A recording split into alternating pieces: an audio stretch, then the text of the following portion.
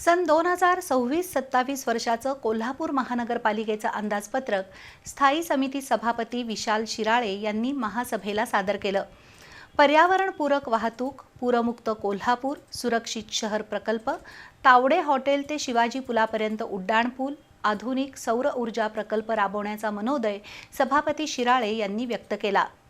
99% योजना शासनाच्या मदतीवर सुरू असून त्या वेळेत पूर्ण झाल्या पाहिजेत अशी मागणी सर्वच नगरसेवकांनी केली.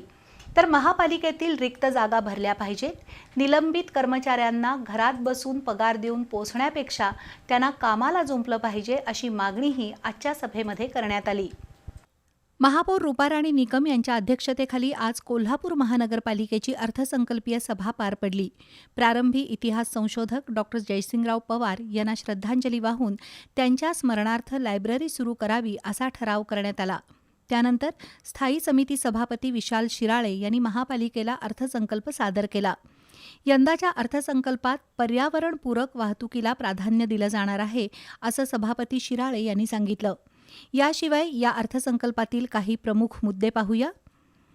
प्रदूषणमुक्त कोल्हापूरसाठी केंद्र शासनाकडून मंजूर असणाऱ्या 100 ई-बसेस रस्त्यावर धावण्याचं नियोजन.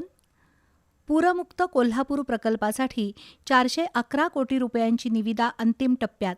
त्यातून शहरातील विविध नाल्याशेजारी संरक्षक भिंत बांधणं, पाण्याच्या निचऱ्यासाठी उपाययोजना करणं. केशवराव भोसले नाट्यगृह लवकरच सुरू होणार. शेंडा पार्क परिसरात महापालिकेची नवीन प्रशासकीय इमारत बांधण्याचा प्रस्ताव. साने गुरुजी वसाहतीमध्ये नव्या फिश मार्केटची उभारणी. 200 भटक्या कुत्र्यांसाठी निवारागृह उभारणी. तावडे हॉटेल ते शिवाजी पुलापर्यंत उड्डाणपूल उभारणीसाठी प्रयत्न. गटारीतील गाळ काढण्यासाठी 3 आधुनिक सफाई मशीन आणण्याचा प्रयत्न. राजारामपुरीत अद्ययावत स्मार्ट वॉशरूमची उभारणी. रस्ते स्वच्छतेसाठी 3 स्वीपिंग मशीन होणार उपलब्ध. पुईखडी आणि बालिंगा इथं 13 मेगावॅट क्षमतेचा सौर ऊर्जा प्रकल्प उभारण्याचं नियोजन. दरम्यान महापालिकेचं उत्पन्न वाढावं यासाठी प्रयत्न करू.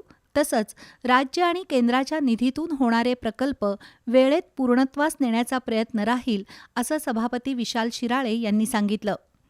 सभापती विशाल शिराळे यांनी सादर केलेला यंदाचा अर्थसंकल्प सर्वसमावेशक असल्याचं विरोधी पक्षनेता राजेश लाटकर यांनी सांगितलं. पण कोल्हापूर महापालिकेला जीएसटी अनुदानाचा वाटा कमी मिळतोय.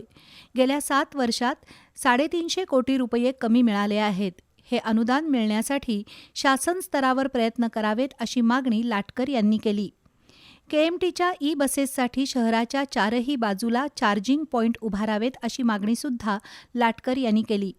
स्थायी सभापतींनी सादर केलेल्या अर्थसंकल्पाचं स्वागत प्राध्यापक जयंत पाटील यांनीही केलं.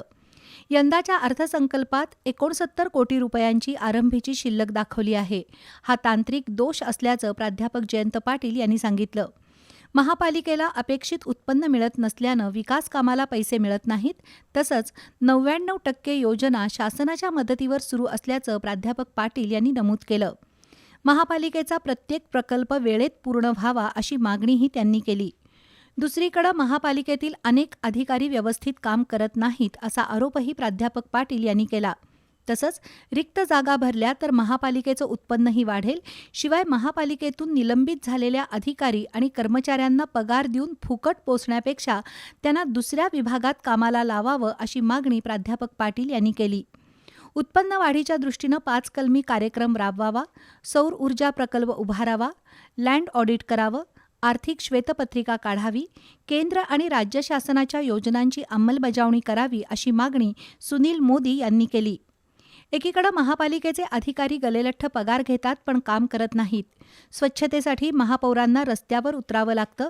मग हे अधिकारी करतात काय अशी विचारणा आदिल फरास यांनी केली. त्यावर महापौर रूपाराणी निकम यांनी प्रशासनानं कोल्हापूरची वाट लावली असा शेरा मारला.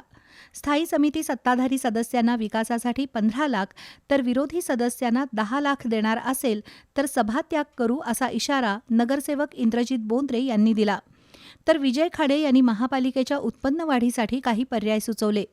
येत्या डिसेंबरमध्ये केएमटीच्या 64 बसेस स्क्रॅप होणार आहेत. त्यामुळं डिझेलवर चालणाऱ्या नवीन 75 बसेस घेतल्या पाहिजेत अशी मागणी परिवहन समिती सभापती सत्यजित जाधव यांनी केली.